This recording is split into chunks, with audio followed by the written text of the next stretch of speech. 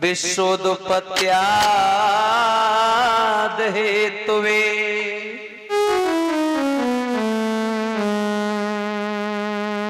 तापत्राय विनाशाय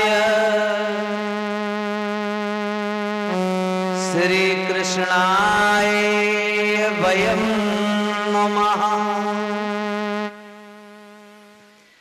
तीनों प्रकार के तापों का हरण करने हारे उन स्वाधीन परब्रह्म परमेश्वर के चरणों में हम सभी मिलकर के प्रणाम करते हैं।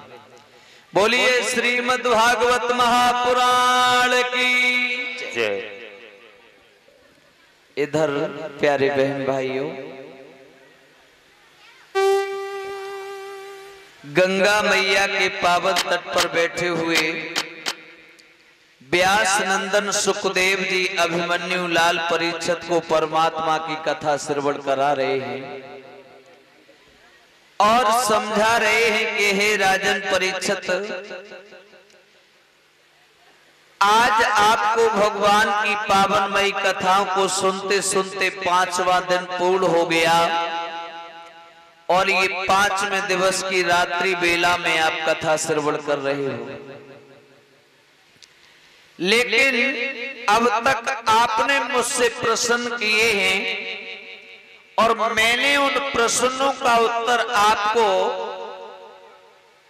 अपने मतानुसार दिया जिससे आप संतुष्ट रहे। लेकिन राजन, आज मेरे हृदय में एक विचार आ रहा है कि मैं आपसे कुछ पूछूं, अगर बुरा न मानो तो। अभिमन्यु लाल परीक्षित ने दोनों हाथ जोड़कर के कहा, गुरुवर, आखिरकार इस अज्ञानमयी परीक्षित से, अंधकार में डूबे हुए इस दास से आप क्या पूछना चाहते हैं? सुखदेव ने कहा है कि हे राजन परीक्षित, मैं आपसे ये पूछना चाहता हूं कि आप मेरे द्वारा जो भगवान की पावनमयी कथा अब तक सुनते आए,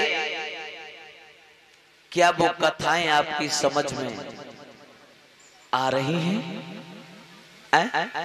उधर तो देखिए सुखदेव जी ने ये प्रश्न महाराज परीक्षित से पूछा, लेकिन आज यही प्रश्न, ये विनय आप सबसे पूछना चाह रहा है।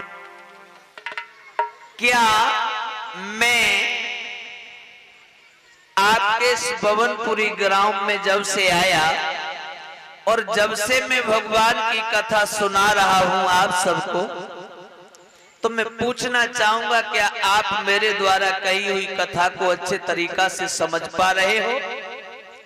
जरा हाथ खड़े करके हमें थोड़ा संकेत दीजिएगा। क्या आप मेरे द्वारा जो कथा सुन रहे हो वो आप अच्छी तरीका से समझ पाते हो? एक बार हाथ खड़ा करके हाँ या ना में जवाब दो। आप बताओ भैया, किन किन की समझ में आ रही है कथा, वो हाथ खड़ा करें, और जिनके नहीं आ रही है वो नीचे रखो। हाँ, कछु शर्माए रहे हैं, कछु हाथ उठाए रहे हैं। लगभग हमें लगता है कि ज्यादा नहीं तो 50% तो समझ में आ ही रही होगी। खैर, बहुत बहुत धन्यवाद। तो यही प्रश्न आज सुखदेव जी ने महाराज परीक्षित से किया है। तो परीक्षित ने देर नहीं लगाई, दोनों हाथ जोड़ करके अपने आसन पर खड़े हुए कहने लगे, गुरुदेव, आपने जो प्रश्न किया है ये प्रश्न आपको करना नहीं चाहिए। कहां मैं एक ज्ञानमयी दीपक के सामने बैठ करके कथा को सुन रहा हूं और उस जगह अंधकार रहना तो बिल्कुल असंभव है। और बात रही समझ में आने की, तो मैं आपको ये बता दूं कि शायद भगवान की कथा जो आप हमें सुना रहे हो, अगर मेरी समझ में नहीं आती तो मैं पहले दिन ही पांडाल में आने के बाद दूसरे दिन आता ही नहीं। इधर भैया परीक्षित के प्रसन्न से बड़े ही प्रसन्न हुए हैं सुखदेव जी, और इधर ये कुछ दानदाताओं का दान आया है। सुखदेव जी कहते हैं कि हे राजन परीक्षित, भगवान विष्णु की नाभि से कमल, कमल से ब्रह्मा जी का प्रादुर्भाव हुआ है। ब्रह्मा के हुए हैं अत्रि मुनि, और अत्रि मुनि की पत्नी हुई है अनसुईया। जिन अनसुईया को पतिव्रत धर्म में श्रेष्ठ माना जाता है, जैसा कि आज हम अपनी बहन बेटियों को आशीर्वाद देते वक्त ये कहते हैं कि तुम नर्मदा गार्गी और अनसुईया जैसी बनो, उन्हीं माता अनसुईया की कथा को अभी आप लोगों ने हमारे शास्त्री जी के मुखारबिंद से सुना। इन्हीं अनसुईया के पुत्र हुए हैं चंद्रमा, और चंद्रमा के पुत्र हुए हैं बुध, बुध के पुरुरवा, पुरुरवा के आयु, आयु के नहुस, और महाराज नहुस के पुत्र हुए हैं महाराज अयाति। इन अयाति महाराज का विवाह दैत्यों के जो गुरु थे शुक्राचार्य, उन शुक्राचार्य की कन्या देवयानी के साथ में हुआ। अभिमन्यु लाल परीक्षित अपने आसन पर खड़े हो गए और कहने लगे, गुरुदेव एक बात मुझे समझाओ, मेरी समझ में नहीं आई। क्या? बोले ये समझाओ, महाराज याति तो जाति से यादव थे, एक क्षत्रिय थे, लेकिन ब्राह्मण की कन्या के साथ में इनका विवाह कैसे हुआ? ये बात मुझे अच्छे से समझ में नहीं आ रही। तब सुखदेव भगवान ने कहा है कि हे राजन परीक्षित, एक बार ऐसा हुआ कि जब दैत्यों में और देवताओं में युद्ध चल रहा था, तो दैत्यों के सामने देवताओं की पेश नहीं जा रही। जब देवता हार की ओर जा रहे हैं और दैत्य जीत रहे हैं, क्योंकि एक बात और समझा दूं कि जो दैत्यों के गुरु थे वो थे शुक्राचार्य, और जो देवताओं के गुरु थे वो बृहस्पति महाराज थे। और अगर दैत्यों में कोई मारा जाता था तो शुक्राचार्य जानते थे संजीवनी विद्या, वो संजीवनी विद्या के बल से अपनी पार्टी का जो भी मरता था उसे पुनः जिंदा कर लेते थे। तो कहते हैं कि बृहस्पति महाराज का एक पुत्र था जिसका नाम था कच्छ। ये संजीवनी विद्या सीखने के लिए दैत्यों के गुरु शुक्राचार्य के पास में गया, तो शुक्राचार्य ने इसे विद्या सिखाने से साफ इनकार कर दिया कि मैं एक दैत्यों का गुरु हूं, मैं अपने ही कुल के लोगों को शिक्षा सिखाऊंगा, मैं किसी दूसरे को नहीं सिखा सकता। कच्छ लौट करके वापस चलने लगा, लेकिन कच्छ देखने में भाइयों बहुत सुंदर था, बहुत सुंदर। और जब देवयानी ने इसकी सुंदरता को देखा तो ये देवयानी मन ही मन इस पर मर गई, इससे अपने दिल से ही प्यार करने लगी और कहने लगी अगर मेरा ये जीवन साथी बन जाए तो मेरे जीवन में 4 चांद लग जाएंगे। वापस जा रहा था, देवयानी ने अपने पास बुला लिया। बोले कहां जा रहे हो कच्छ? बोले मैं अपने घर जा रहा हूं, तुम्हारे पिताजी ने मुझे विद्या सिखाने से मना कर दिया, मना कर दिया। अगर मैंने तुम्हें विद्या सिखवा दी तो बोले इससे अच्छा क्या है? अरे मैं संजीवनी विद्या सीखने के लिए तो आया हूं, अगर तुम विद्या सिखवा दोगी तुम्हारा मैं सदैव एहसान मानूंगा। देवयानी बोली विद्या सिखवा तो दूंगी पर ऐसे नहीं सिखवाऊंगी। हमसे ये आप वचन भरो कि अगर हमने तुम्हें विद्या सिखवा दी तो तुम्हें हमारे साथ शादी करनी पड़ेगी। कच्छ ने कहा ठीक है वो सब देखा जाएगा, पहले तुम विद्या सिखवाओ। देवयानी भागी भागी शुक्राचार्य के पास गई, कहने लगी पिताजी मेरा कहना मानो, इनको आप संजीवनी विद्या सिखवा दो। आज बेटी के कहने से पिता ने उस कच्छ को संजीवनी विद्या सिखवाई, और जब संजीवनी विद्या सिखवाई तो कच्छ संजीवनी विद्या सीखने के बाद अपने घर को जाने लगा। देवयानी सामने आ गई, कहने लगी कहां जा रहे हैं महाराज, कहां जा रहे हो आप? अरे आपको ये नहीं मालूम है कि हमने पिताजी से कहकर के तुम्हें विद्या सिखवाई है और आप यूं ही चलने लगे? आप ऐसे नहीं जा सकते। कैसे जाऊंगा? बोले आप तभी जाओगे पहले हमारे साथ शादी करोगे, क्योंकि हमने पहले ही तुमसे कह दिया था। कहने लगा और नादान लड़की तू किससे कह रही है शादी करने के लिए? तुझे ये मालूम है कि तेरे पिता मेरे गुरु हैं और गुरु की लड़की एक बहन के समान है, भला हमारा तुम्हारा रिश्ता हो कैसे जाएगा? और दूसरी बात रही कि तू एक ब्राह्मण परिवार से बिलोंग करती है, भला हमारा तुम्हारा जोड़ा बनना असंभव है और हम तेरे साथ शादी किसी भी हालत में नहीं करेंगे। देवयानी कहने लगी उस दिन तो आप कह रहे थे कि तुम हमें संजीवनी विद्या सिखवा दो, हम शादी करेंगे। बोले मैंने कब कहा, तू ही तो कह रही थी, लेकिन मैं तेरे साथ शादी नहीं करूंगा, तू मेरी धर्म की बहन होती है, कच्छ ने कहा। और जब इतनी बात कच्छ ने कही तो आज ये लड़की क्रोध के मारे आग बबूला हो गई और कहने लगी कि जा कच्छ, मैंने अपने पिता से कह करके तुझे जो विद्या सिखवाई है, मैं आज तुझे श्राप देती हूं कि तूने जो पिता के द्वारा विद्या सीखी है ना, वो तेरी विद्या आज ही निष्फल हो।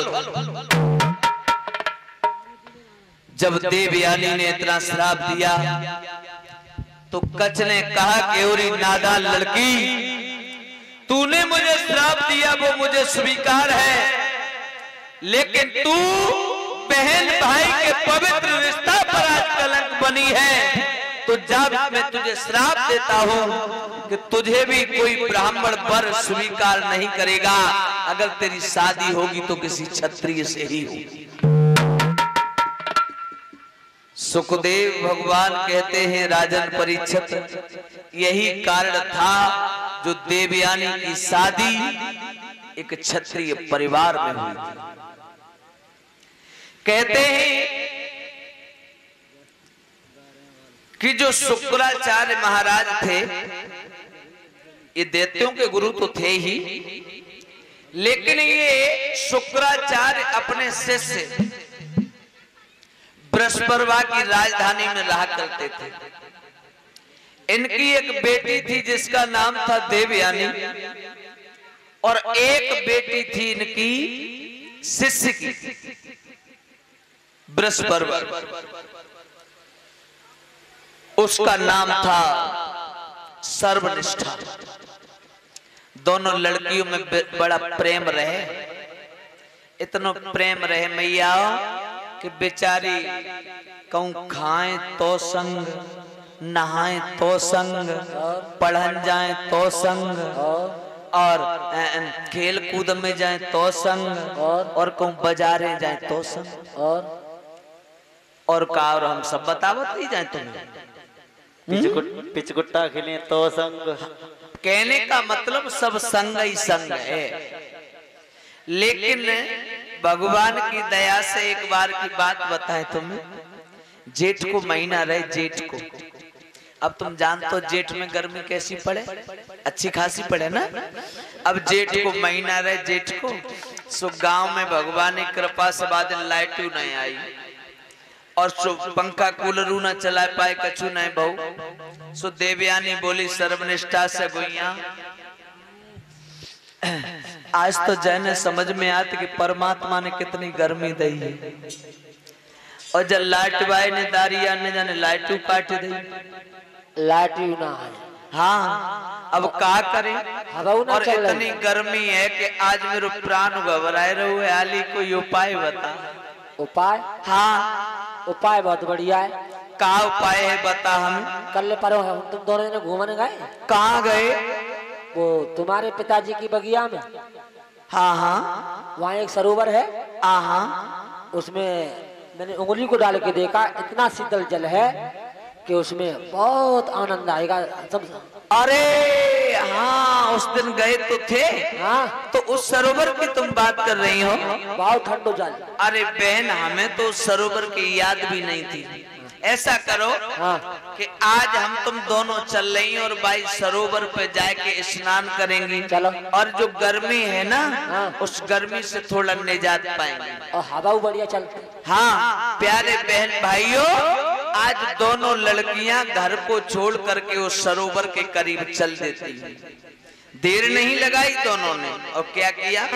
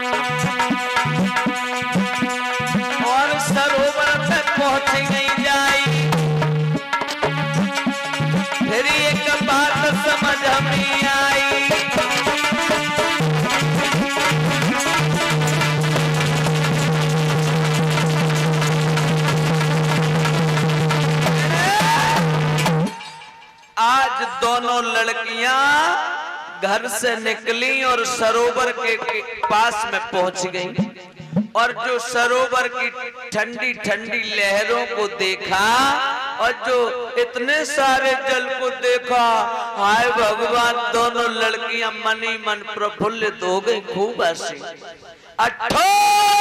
मार के हंसी, कहने लगी वाह आज तो आनंद आएगा, यहाँ पर हम स्नान करेंगी। अरे गर्मी के मारे परेशान थी, यहाँ तो सुकून है। दोनों लड़कियों ने अपने अपने कपड़ों को उतार के आज सरोवर के किनारे रख दिया है भाइयों। और जब सरोवर के किनारे अपने अपने वस्त्रों को रखा, दोनों लड़कियां सरोवर के अंदर प्रवेश कर गई। प्रवेश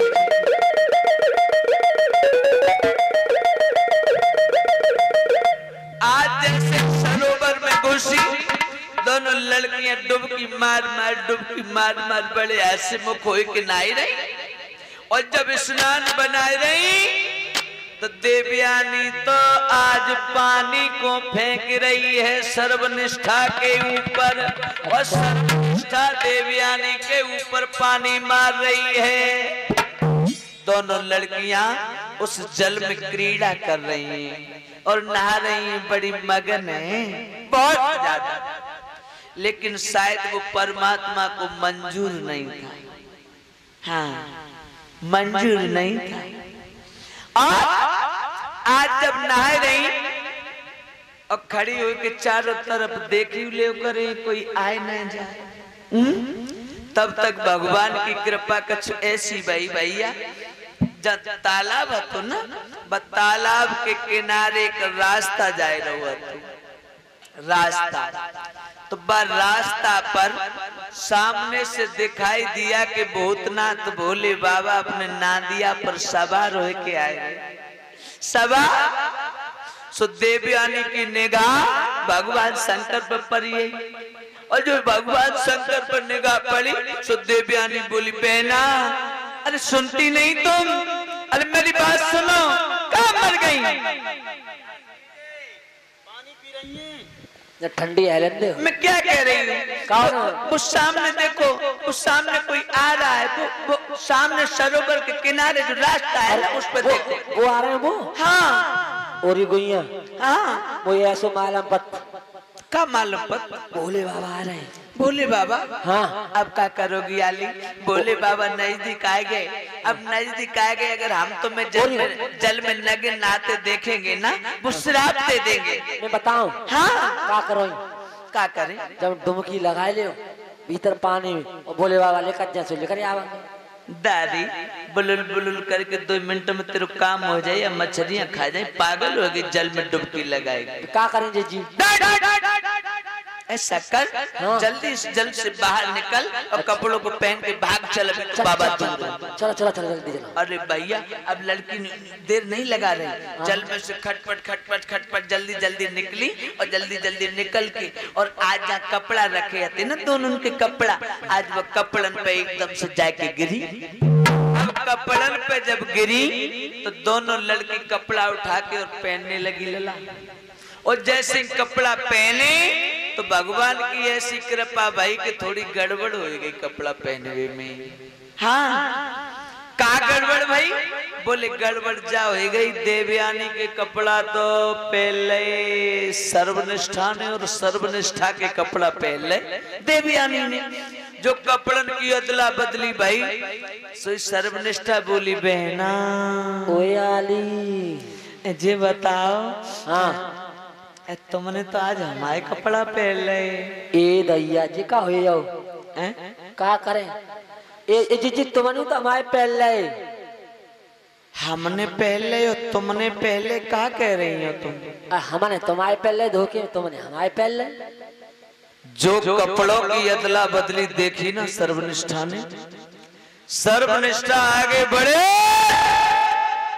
और आज देवयानी के गाल पे से तमाचा दिया और कहा कमीनी तूने मेरे कपड़ों को पहन लिया और ये कह रही है कि मैंने तुम्हारे पहले तुमने हमारे पहले, तो क्या होगा? अरे एक बात तू भूल रही है कि मैं एक राजा की लड़की हूँ और तू एक भिखारी की लड़की है। तेरा बाप मेरे बाप के टुकड़ों को खा खा करके अपना जीवन काट रहा है और तू कहती है कपड़े पहन लिए, तो क्या हो गया? इधर जब ये दशा देवयानी ने देखी तो एक बात बताऊं, बहु ब्राह्मण की लड़की रहे सो बहु कम न पड़ी। बालें ढीलो हाथ करो और जो सर्वनिष्ठा के गाल पे बैठो सो एक में लांटी सी जरी गई। हाँ अब तो भैया तमाचे को जवाब तमाचे से मिलन लगो, एक जैसे परे एक जैसे परे, ताल ताल जो क्रिकेट जैसे चौका छक्का लगे ठिकाने आएगी बुद्धि। यहाँ तक वो लड़ाई बढ़ी कि आज देवयानी को जूड़ा सर्वनिष्ठा के हाथ में और सर्वनिष्ठा को जूड़ा देवयानी के हाथ में। सर्वनिष्ठा शरीर से थोड़ी हष्ट पुष्ट है, लेकिन जहां पर ये लड़कियां लड़ रही हैं ना उसी के पीछे है एक कुआं। अब देवयानी में सर्वनिष्ठा धक्का देती गई देती गई देती गई, पीछे कुआं में देवयानी का पैर फिसला और वो धड़ाम से कुआं, जैसे कुआं में गिरी तो सर्वनिष्ठा आज देवयानी को कुआं में डाल करके अपने घर को चली आई और जाने न घर जाके बताई कि मैं काऊ लड़की को कुआं में गिराई आई, का करके आई का न करके आई जाने बिल्कुल नहीं बताई। ये लड़की पूरी रात कुआं में पड़ी रही वैसे ही। हाँ वो तो बढ़िया को पानी ना हो, बुलुल बुलुलने के देर होती का पानी तो थोड़ो ही हो। अब पूरी रात ये लड़की पड़ी रही और जैसे ही सुबह हुआ तो इलाहाबाद के रहने वाले महाराज याती, जो जाति से यादव थे, ये अपने घोड़ा पर सवार होके आए और उसी वन से निकलते हुए जा रहे हैं। ये लड़की कुआं में पड़ी है और कुआं में जब घोड़े के टापों की आवाज सुनती है तो कुआं में से आवाज लगाने लगी, ओ भैया घोड़ा वाले, ओ भैया घोड़ा वाले, अगर मेरी आवाज सुनते हो तो जरा एक बार मेरे पास आओ। ओ भैया घोड़ा वाले, ओ भैया घोड़ा वाले। लड़की कुआं में से आवाज लगा रही है, महाराज याती सुन रहे हैं।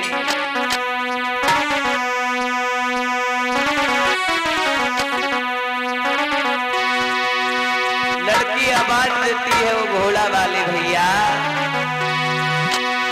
कि घोड़ा वाले ज्वान निकलूंगी जइए मैं तो तेरी रही हूँ।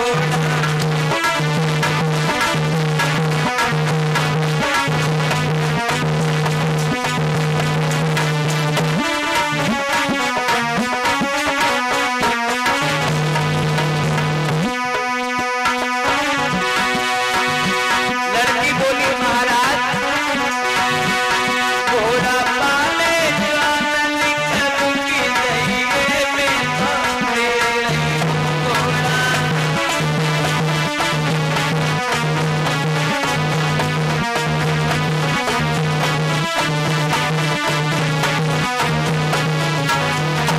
और बोली,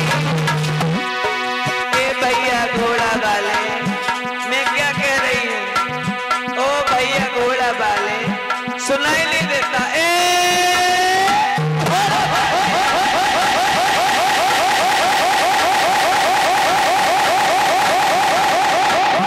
मेरी बात सुनो ना। अरे पूरी रात वो कुआं में हुई गई, मेरी सबई की दुनिया कप गई।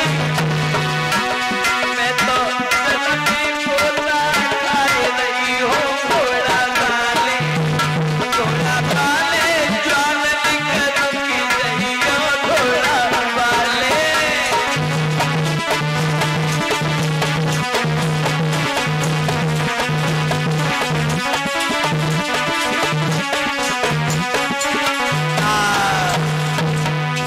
मेरे भैया, आज जैसे ही लड़की ने कुआं में से आवाज लगाई सो महाराज याती ने अपना घोड़ा रोकिला। आवाज कान में पड़ी सो घोड़ा रोकिला, और जब घोड़ा रोको तो चारों दिशाओं में देख रहे हैं लड़की कुआं में से आवाज लगा रही है, लेकिन ये नहीं समझ में आ रहा, महाराज समझ नहीं पा रही आवाज कहां से आ रही है। महाराज याती कहने लगे, कौन हो तो?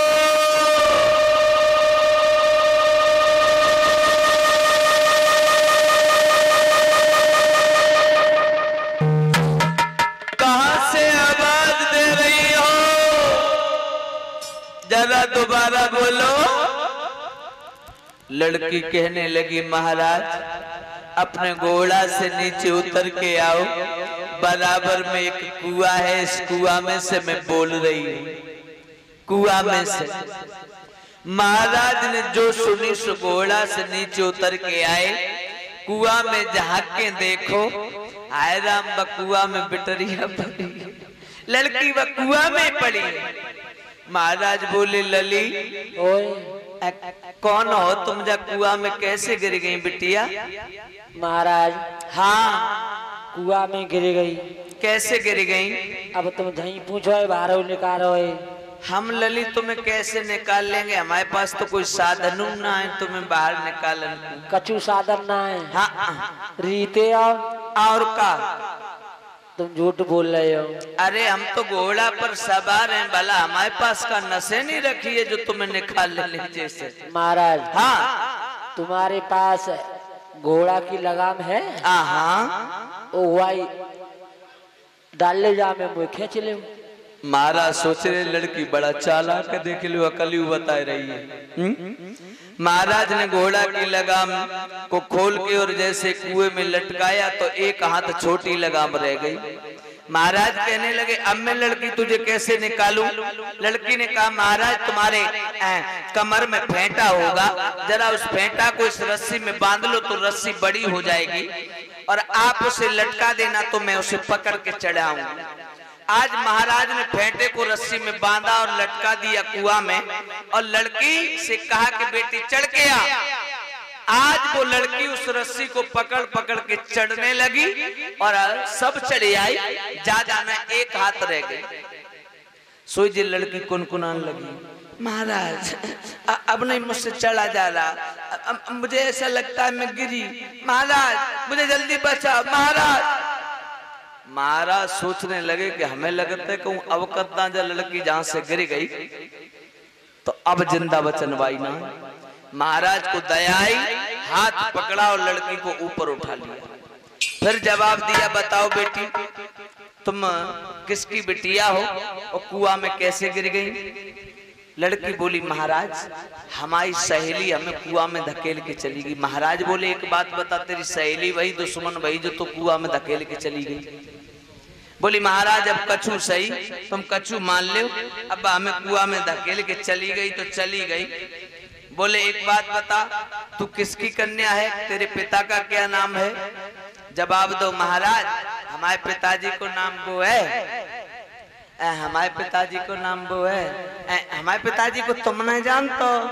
बोले तुम्हारे पिताजी को हम जानते होते तो फिर पूछत काहे कोई? बोले हमारे पिताजी को तो देवता जाने, दैत्यु जाने, जेऊ जाने, बेऊ जाने, सब जाने, लेकिन तुम नहीं जानते। बोले लड़की तू बताएगी तब न जानेंगे। तब जवाब दिया कि मैं महाराज शुक्राचार्य की कन्या हूं। महाराज याति कहने लगे वाह, अरे वो तो बहुत अच्छे वेद पाठी ब्राह्मण हैं बेटी, आगे से ध्यान रखना, ऐसी गंदी लड़कियों के साथ खेलने के लिए कभी मत आना और तुम घर जाओ। एक जवान बेटी घर से कल से बाहर है, माता पिता तुम्हारे क्या सोच रहे हो? सो लड़की का बोली मालूम है? बोली महाराज मैं कहाँ जाऊं, मुझे तो ऐसा लगता है मैं अपने के पास में खड़ी हूं। महाराज चक्कर में पड़ गए, कहने लगे समझ में नहीं आता क्या कहना चाहती है? लड़की बोली महाराज जो अपने भारतवर्ष की आर्य लड़कियां होती हैं वो जीवन में मर्द के हाथ में अपनी कलाई को एक बार ही थमाती है और आपने मेरी कलाई को जब से थामा है तब से मैंने अपना मन का मीत आपको मान लिया है। महाराज कान लगे हमने जब आवई अच्छी पाली तो कुआं से बाहर निकालो, का कही रही? बोले महाराज तुम नहीं जानते, जब मैं कुआं में से चढ़ रही थी ना, तुम रस्सी को पकड़े ऊपर से खड़े थे तो मेरी निगाह आपकी निगाह में पड़ रही थी और जब मैं ऊपर आई, जब मुझसे चढ़ा नहीं गया तो आपने मेरी कलाई को थामा ना। तो लड़की बोली महाराज सुनो और बोली कहा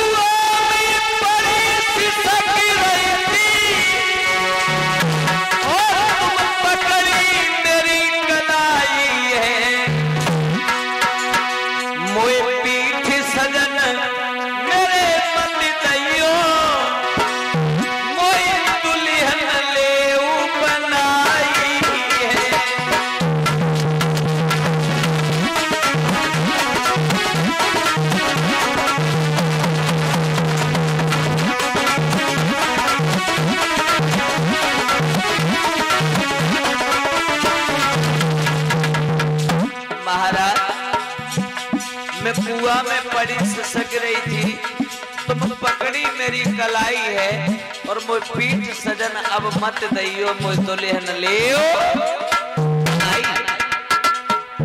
महाराज कहने लगे लड़की बुद्धि तो तेरी ठिकाने है, किससे बात कर रही है तू? अरे मैंने तुझे कुआं बाहर क्या निकाला, तू तो मेरे पीछे पड़ गई, चल भाग दया से। लड़की कहने लगी महाराज सुनो,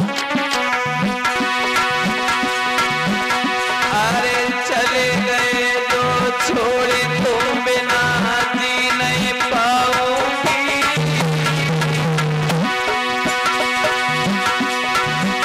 अरे चले गए जो छोड़े तुम बिना जी नहीं पाऊंगी, अरे सांची में तो कहूँ सजन आई यहीं पे मरी जाऊंगी, संग में लियो लगाई है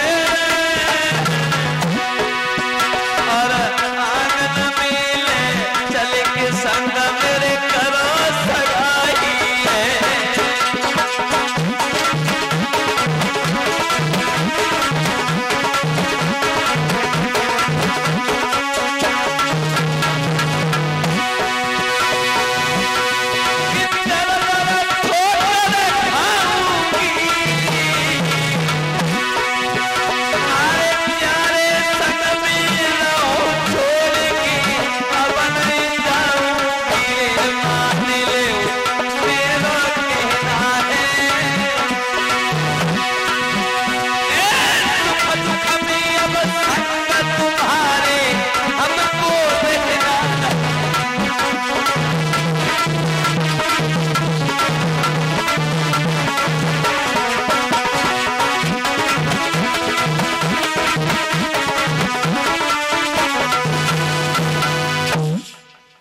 लड़की ने कहा कि महाराज तुमने मेरी भुजा को पकड़ा है, आप मुझे छोड़ के नहीं जा सकते। महाराज कहने लगे एक बात बता, हमने तुझे कुआं से निकाल दिया तो कुछ गुनाह कर दिया, बुरा कर दिया क्या? बोले ना ना महाराज बुरा नहीं किया है, मैं जो बात है मैं वो बात बता रही हूँ, अब तुम्हें शादी मेरे साथ करनी ही पड़ेगी। बोले अगर नहीं करी तो मैं जी नहीं पाऊंगी। बोले जल्दी जी कुआं तैयार है, दोबारा तो प्रवेश करे, वो जरूरत ही ना है। हाँ, लड़की एक भी नहीं मान रही है। इधर महाराज अपने घोड़ा पर सवार हो जाते हैं और आज हंटर को जैसे ही मारने लगे, घोड़ा धीरे धीरे बढ़ने लगा। जब बढ़ने लगा, लड़की कहने लगी महाराज आशाओं पर पानी फेर रहे हो, मैंने तो कुछ और सोचा था।